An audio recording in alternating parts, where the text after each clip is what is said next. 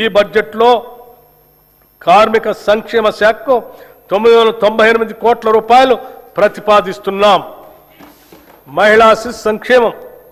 ఒక దేశం యొక్క పురోగతి అక్కడ మహిళల స్థితి ద్వారా కొలవబడుతుంది అని మహాత్మా గాంధీ గారు చెప్పినట్టు 3 నుండి 6 సంవత్సరాల వయసు గల చిన్నారుల ఉజ్వల భవిష్యత్తు కోసం రాష్ట్ర వ్యాప్తంగా ఉన్న 35,781 అంగన్వాడీ కేంద్రాల ద్వారా ఆధారశిల పాఠ్యాంశాల ద్వారా సుమారు 4 లక్షల మంది చిన్నారులకి అత్యుత్తమ ప్రీ ప్రైమరీ విద్యను ఉచితంగా అందించడంతో పాటు 2 జతల యూనిఫామ్లు అందిస్తున్నాం.